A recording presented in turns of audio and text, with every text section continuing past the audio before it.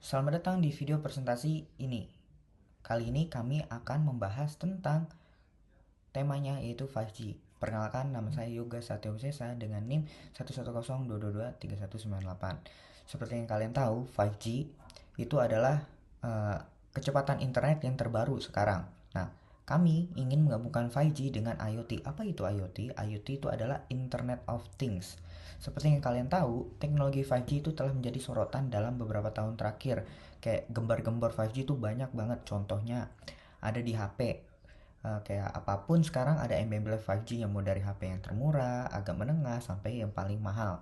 Dan juga 5G ini nggak hanya cuma di global di dunia, tapi juga di Indonesia itu mulai dipasangkan kayak antena-antena atau tiang-tiang internet yang mendukung 5G mulai dari providernya sama dari dukungan pemerintahnya.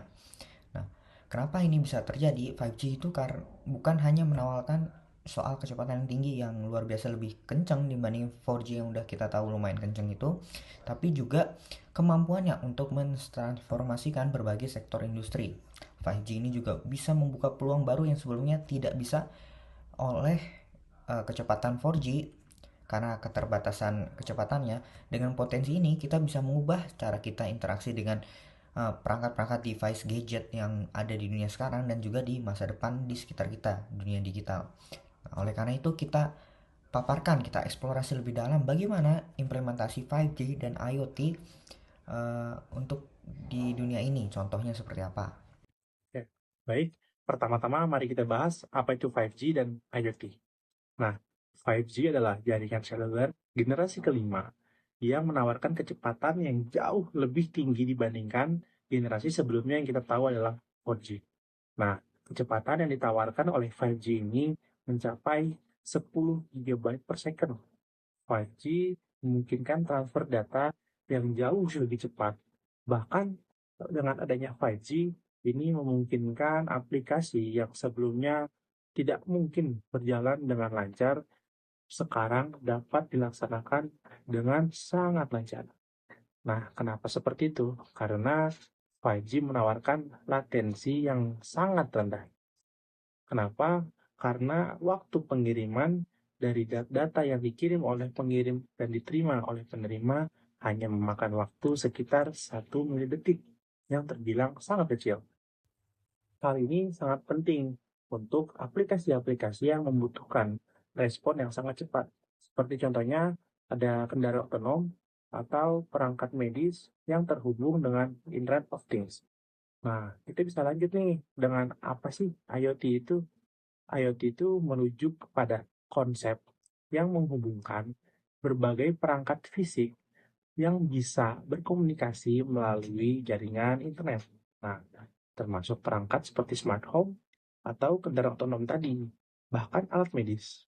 Nah, sensor yang terpasang di lingkungan sekitar pun itu bisa kita gunakan di sistem Internet of Things. Nah, semua perangkat ini bisa saling bertukar data untuk memberikan informasi yang berguna untuk melakukan tindakan otomatis.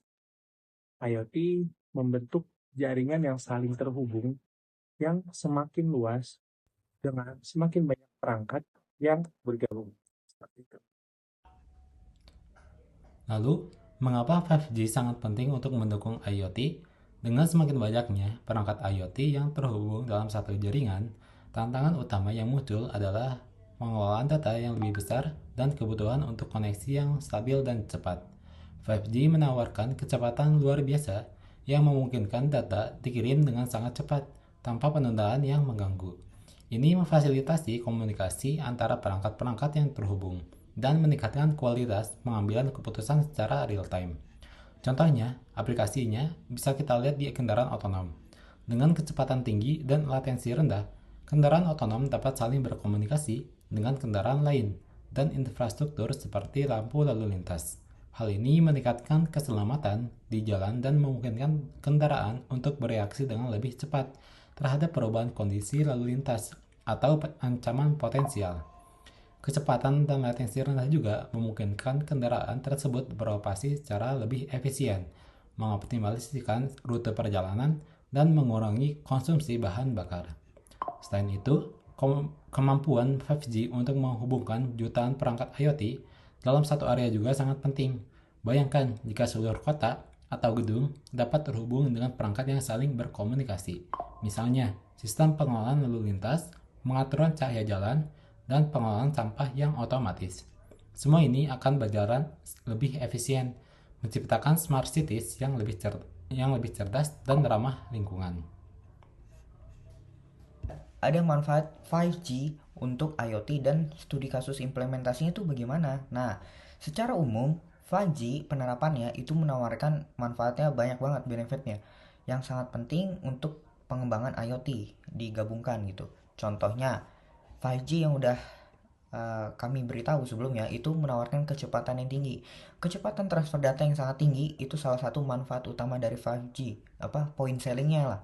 Dengan kecepatan hingga 10 GB per second, 5G memungkinkan pengiriman data dalam jumlah yang besar dalam waktu yang sangat singkat. Jadi kayak kita transfer entah video 4K yang tinggi, tapi kalau kita transfer lewat jaringan 5G yang biasanya 4G yang biasanya butuh berapa menit, mungkin 5G hanya beberapa belasan detik udah kekirim gitu. Ini juga memungkinkan aplikasi-aplikasi yang mengandalkan data besar, contohnya selain ngirim video ya, seperti kendaraan otonom, autonomous car kayak Tesla, terus ada analisis data dalam smart cities, dan juga untuk bisa beroperasi lebih efisien dibanding sebelumnya.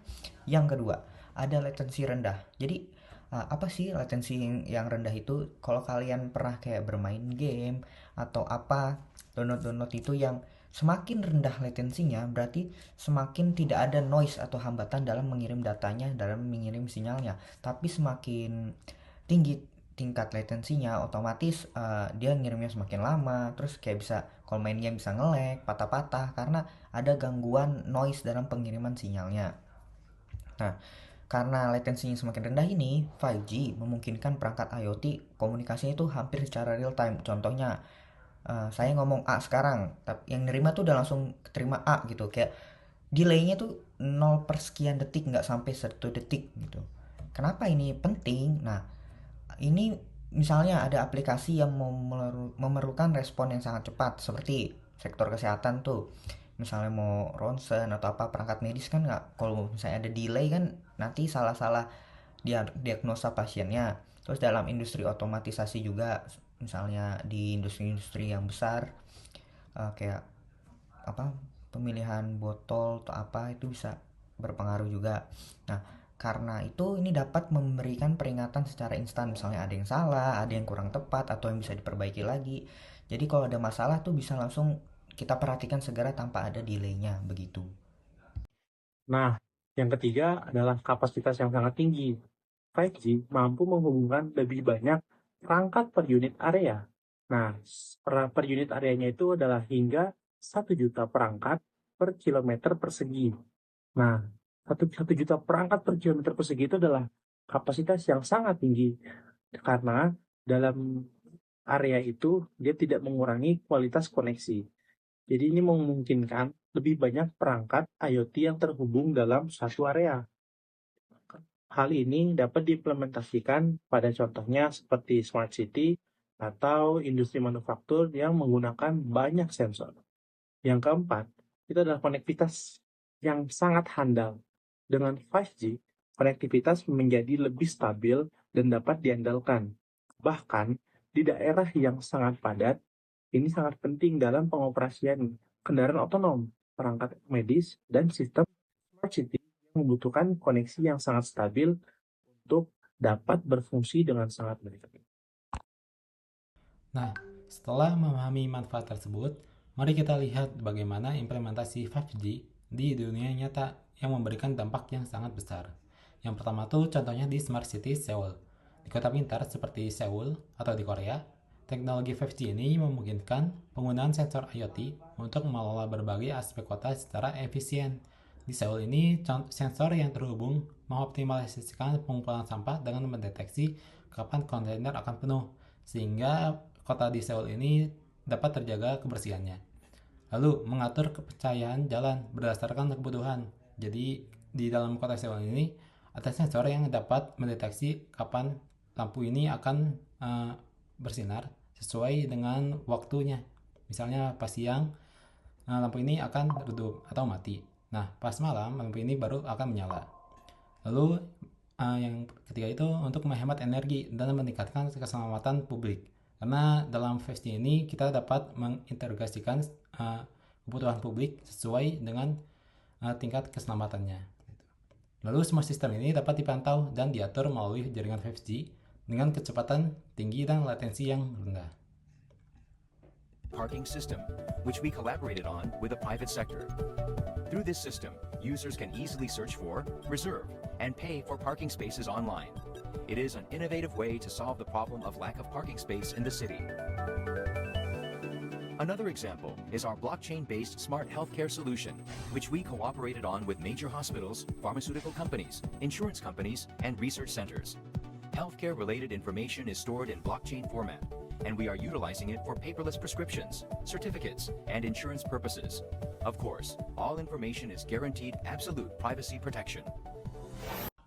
Kedua, ada industri 4.0 Schneider Electric. Jadi, pabrik-pabrik pintar di sektor industri juga bisa mendapatkan manfaat dari 5G ini. Schneider Electric misalnya menggunakan jaringan 5G untuk menghubungkan robot, mesin, sistem otomasi mereka dalam pabrik pintar. Dengan koneksi yang cepat dan tentunya bisa dipercaya andal, mesin dan robot dapat berkomunikasi lagi dan lagi secara real time, meningkatkan efisiensi, mengurangi resiko downtime misalnya ada kesalahan atau jadinya ngaret kerjaannya.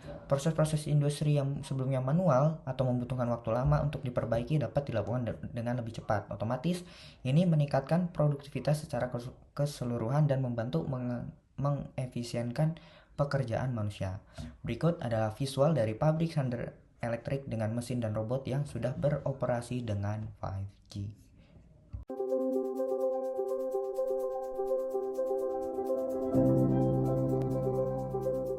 Internet of Things telah mengubah dunia tidak hanya dalam skala individu, tetapi juga dalam bisnis dan industri. Industri 4.0 menyatukan mesin pintar, analisis canggih, dan para pekerja untuk saling terhubung dan mencari cara yang lebih cepat dan lebih baik untuk berkomunikasi satu sama lain. Saya Fadli Hamzani, Digital Transformation Senior Manager, Schneider Electric Manufacturing Batam. Dengan tuntutan kemajuan teknologi informasi, kami melakukan transformasi digital di Batam Factory secara bertahap sejak tahun 2017. Pabrik Schneider Electric Batam adalah salah satu pelopor smart factory di Indonesia. Kami menghasilkan berbagai macam produk yang didistribusikan secara global seperti kontaktor, relay, variable speed drive, sensor, circuit breaker, dan electronic board. Transformasi digital dilakukan bukan hanya sekedar menambahkan kecerdasan di tiap produk, tetapi juga mengenai hasil produksi dan optimalisasi sistem melalui platform EcoStruxure di Smart Factory kami. EcoStruxure Machine yang didukung oleh Indusoft dan Avantis telah membantu kami mengontrol sistem di shop floor. Sistem ini meningkatkan efisiensi operasional dan maintenance dengan memberikan akses langsung ke informasi di lapangan. Nah, contoh terakhir adalah Hello, yaitu kendaraan otonom. Dalam dunia kendaraan otonom, salah satu contoh menarik adalah Hello, yaitu platform kendaraan otonom yang dibangun untuk bekerja secara fully autonomous atau tanpa pengemudi sama sekali. Nah, Hello ini menggunakan teknologi 5G untuk memungkinkan kendaraannya berkomunikasi dengan kendaraan lain serta infrastruktur jalan dan sistem pengelolaan kota secara real time. Ya, ini memungkinkan mereka untuk mengambil keputusan dengan lebih cepat, misalnya dalam hal menghindari kecelakaan atau memilih rute perjalanan yang lebih efisien. Selain itu, konektivitas 5G itu memungkinkan Hello untuk mendapatkan pembaruan peta dan kondisi jalan secara instan. Hal ini dapat memperbarui rute mereka berdasarkan informasi terkini yang didapatkan oleh sensor-sensor yang ada di kota dan menghindari hambatan lalu lintas yang sangat padat. Berikut adalah video singkat tentang mobil otonom Hello.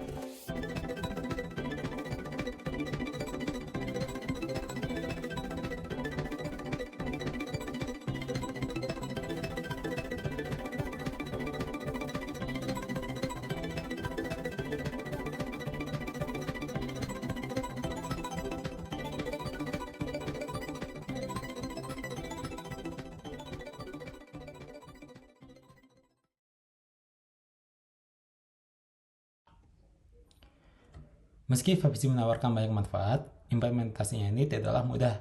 Ada tantangan akan kita hadapi. Nah, mari kita lihat beberapa tantangan utama dalam penerapan 5G pada IoT. Yang pertama tuh ada di infrastrukturnya. Membangun jaringan 5G ini membutuhkan investasi yang sangat besar dalam infrastruktur, seperti menara seluler dan stasiun base, yang memerlukan biaya dan waktu yang tidak sedikit.